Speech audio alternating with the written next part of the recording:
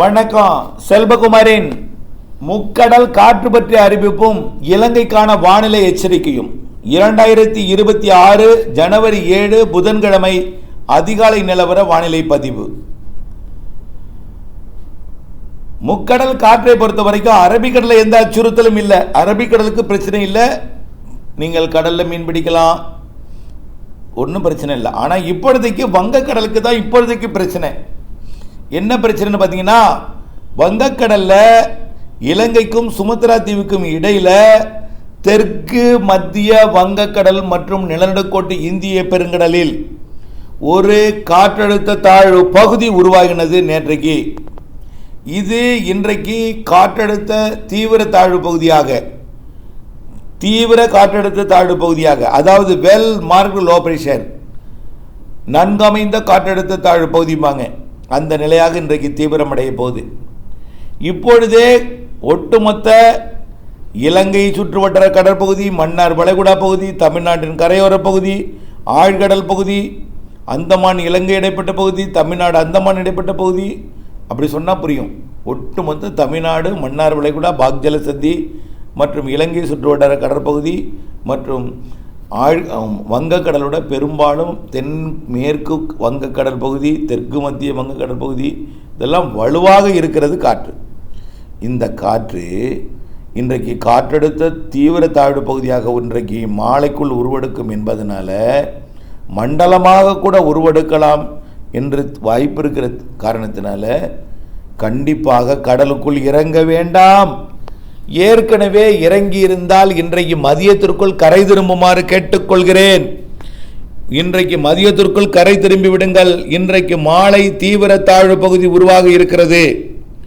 அதாவது கிலோமீட்டரில் பார்த்தீங்கன்னா சுமார் 1000 கிலோமீட்டர் தொலைவில் டெல்டா கரையிலிருந்து, யாழ்ப்பாணம் கரையிலிருந்து தென் கிழக்கே நீடித்து கொண்டிருக்கு. 1000 கிலோமீட்டர், 1050, 1100 கிலோமீட்டர் தொலைவில் நீடித்து கொண்டிருக்கு. தோராயமாக 1100, 1100க்கும் 1000க்கும் இடைப்பட்ட பகுதியில் நீடித்து கொண்டிருக்கு. 1050 கிலோமீட்டர் தொலைவில். பெரும்பாலும் இந்த காற்றழுத்த தாழ்வு பகுதியையோ தீவிர தாழ்வு பகுதியோ ஒரு கிலோமீட்டரில் சொல்ல மாட்டோம்.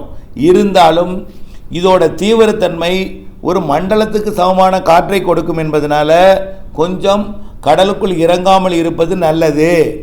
மண்டலமாக மாறினா கண்டிப்பாக ஒரு 55-60 கிலோமீட்டர் வேகம் கொண்ட காற்று தமிழ்நாட்டின் கரையை ஒட்டி இருக்கும். தரைக்கு எந்தவித அச்சுறுத்தலும் இல்லை. ஆனால் காற்றோடு தான் மழை பெய்யும். ஆனால் இந்த நிகழ்வு உருவாகி தமிழ்நாடு நெருங்கும் வரைக்கும் தான் இந்த தீவிரம் இருக்கும். தமிழ்நாடு நெருங்கிவிட்டால் என்னாகும்? அது செயலிழந்து ஒரு தாழ்வு பகுதியாக மாறிவிடும். சரி, தாழ்வு பகுதியாக மாறினால் தமிழ்நாட்டின் தரையேறினா பிரச்சனை, அதாவது மழை பெய்யாமல் போயிடும். ஆனால் தமிழ்நாடு தரையேறாமல் இலங்கை தரைப்பகுதியை ஒட்டி, வடக்கு கிழக்கு மாகாணங்களை ஒட்டி நீடித்து இலங்கை தரையேறி அப்படியே மன்னார் வளைகுடா பாக்ஜல சந்தியை ஒட்டிய அப்படியே குமரி கடற்பகுதியை நோக்கி நகரும். இதனால் இந்த வழித்தடம் உங்களுக்கு புரிஞ்சிருக்கும். 1000 கிலோமீட்டர் தொலைவில் நீடித்து கொண்டிருக்கூடிய தாழ்வு பகுதி அதே இடத்துல தீவிர தாழ்வு பகுதியாக உருவாகி இந்த 1000 கிலோமீட்டரை 3 நாளில் நகரும். அதாவது இன்றைக்கு தேதி 7, 8, 9 3 நாளில் நகர்ந்து அது வட இலங்கையை வந்துடும். அப்போது படிப்படியாக காற்றோட வேகம் அதிகரிக்கும் என்பதை நீங்கள் உணர வேண்டும்.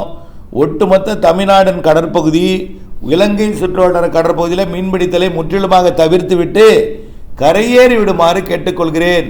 இன்றைக்கு மதியத்துக்குள் கரை திரும்பவும் அனைத்து மீனவர்களையும் கேட்டுக்கொள்கிறேன்.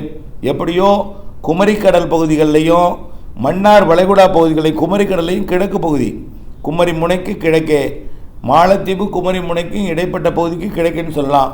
மாலத்தீவுக்கும் குமரி முனைக்கும் இடைப்பட்ட பகுதி கிழக்கே மற்றும் ஒட்டுமொத்த இலங்கை சுற்றுவட்டார கடற்பகுதி, மன்னார் வளைகுடா, பாக்ஜல சந்தி, வடதமிழக நாடு கரையோரம், ஒட்டுமொத்த தென்மேற்கு வங்க கடற்பகுதி வலுவான காற்று இருக்கும். கடலுக்குள் இறங்க வேண்டாம்.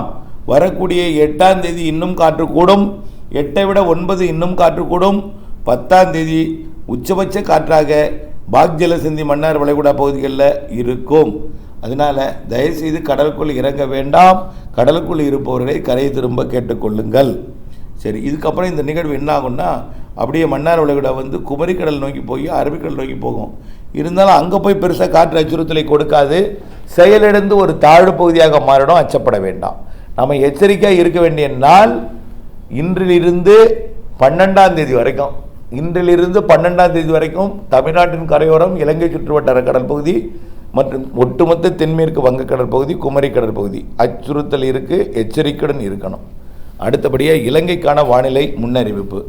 இலங்கையை பொறுத்த வரைக்கும் ஏற்கனவே ஒரு டிட்வா புயலால் கடுமையான பாதிப்படைந்திருக்கிற நிலையில் எந்த ஒரு நிகழ்வு வந்தாலும் அச்சப்படுறீங்க. இப்போது வெள்ளம் வந்துடுமோ அப்படின்னு அச்சப்படுறீங்க. இப்படி தான் டெல்டா மாவட்டத்துக்கு கஜா புயல்னு ஒன்று வந்து, புயல்னு சொன்னால் கஜா புயலுக்கு போய் கடுமையான பீதி நடுக்கத்தில் இருப்பீங்க.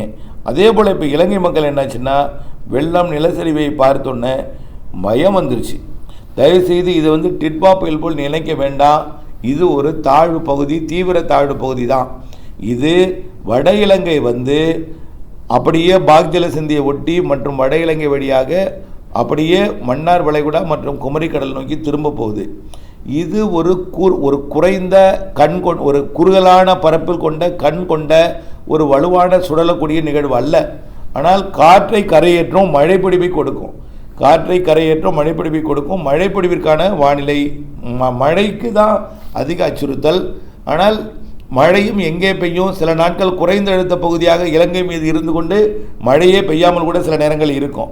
ஆனால் இப்பொழுதைக்கு பார்த்தீங்கன்னா 8ஆம் தேதி வியாழக்கிழமை நாளை மாலை இரவில் தொடங்கும் மழை ஒட்டுமொத்த கிழக்கு மாகாணங்களுக்கும் பிறகு வடக்கு மாகாணங்களுக்கும் வடக்கு கிழக்கு மாகாணங்களுக்கு வரக்கூடிய 9ஆம் தேதி மிக கனமழை பொழிவு உண்டு.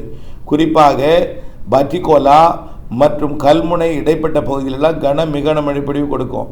கிழக்கு மாகாணங்கள், ஒட்டுமொத்த கிழக்கு மாகாணங்கள், ஒட்டுமொத்த தமிழர் பகுதிகளுக்கு தான் இது அதிகமான மழைப்பொழிவை கொடுக்க போகுது. அதாவது அனுராதபுரத்துக்கு வடக்கே, புத்தளத்துக்கு வடக்கே, அனுராதபுரத்துக்கு கிழக்கே, அதே போல் கண்டிக்கு கிழக்கே உள்ள பகுதிகள் எல்லாம் வடக்கு கிழக்கு மாகாணங்கள் நிறைய மழைப்பொழிவை 9ஆம் தேதி கொடுக்கும். பிறகு 9ஆம் தேதி மாலை இரவெல்லாம் வடக்கு மாகாணங்கள் ஒட்டுமொத்தம் மத்திய மாகாணங்களுக்கும் கொடுக்கும். கண்டிக்கு எச்சரிக்கை. அதாவது வெடிப்பு ஏற்பட்டிருக்கக்கூடிய இடங்களில் மழை பொழிந்தால் நிலச்சரிவை ஏற்படுத்தும். உங்கள் இல்லம் வெடித்திருந்தால் அந்த வெடிப்பு பெரிதாகும், நிலச்சரிவை கூட ஏற்படுத்தலாம்.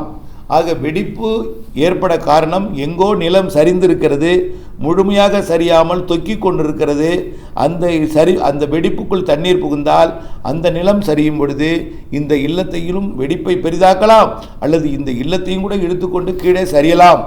இதன் காரணமாக கண்டி உள்ளிட்ட மலைப்பகுதிகளில், அதே போல் ஒட்டுமொத்த இலங்கையின் கிழக்கு, தென்கிழக்கு, வடக்கு, கிழக்கு மற்றும் மத்திய மாகாணங்கள், ஊவா மாகாணங்கள் எல்லாமே உண்டு, கண்டியெல்லாம் உண்டு. இந்த மாகாணங்களில் நிறைய மழைப்பொழிவு காத்திருக்கு. பெரும்பாலும் இந்த கோட்டை, கொழும்பு, காலிகை பகுதியை விட வடக்கு, கிழக்கு மற்றும் மத்திய, ஊவா மற்றும் கிழக்கு மாகாணங்கள், வடக்கு கிழக்கு மாகாணங்களுக்கு தான் அதிக மழை இருக்க போகிறது. ஆக 9ஆம் தேதி நிறைய மழை இருக்குது.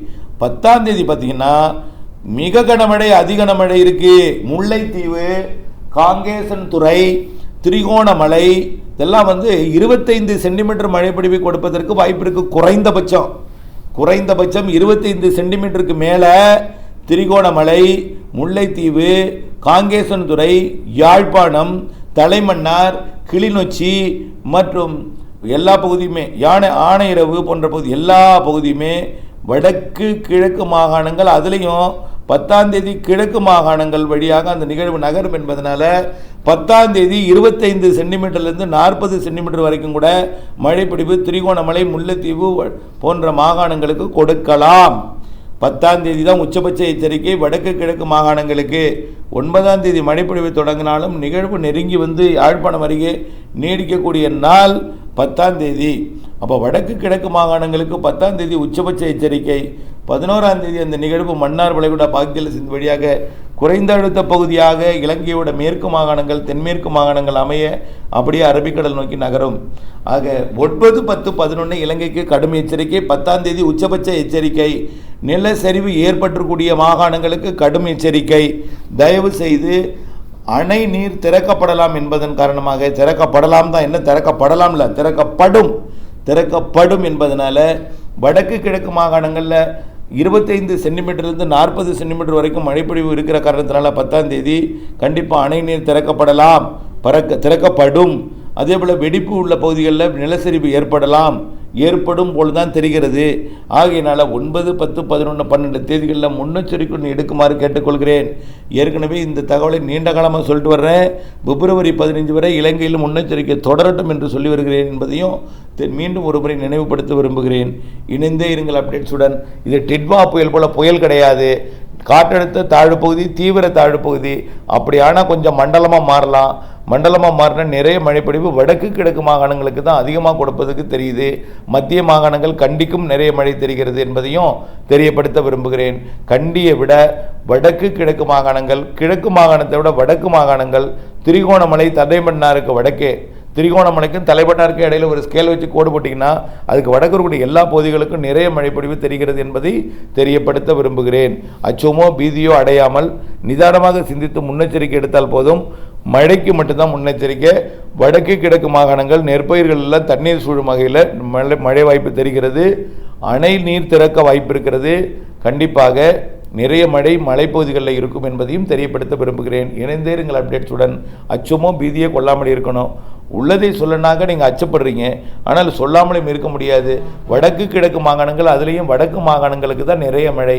காற்றுடன் கூடிய மழைனாலும் டிட்வா புயல் போல காற்று இருக்காது, பயப்பட வேண்டாம். ஆனால் காற்றுடன் கூடிய மழை தான், நிறைய மழை இருக்குது. குறிப்பாக வடக்கு கிழக்கு மாகாணங்களுக்கு தான் நிறைய மழை. மத்திய மாகாணங்களுக்கும் நிலச்சரிவு ஏற்படுத்தக்கூடிய அளவில் சற்று அதாவது ஒரு 20 சென்டிமீட்டர் வரைக்கும் கூட கண்டிக்கு பெய்யலாம் என்பதையும் தெரியப்படுத்த விரும்புகிறேன். இணைந்தே இருங்கள் அப்டேட்ஸுடன். நன்றி.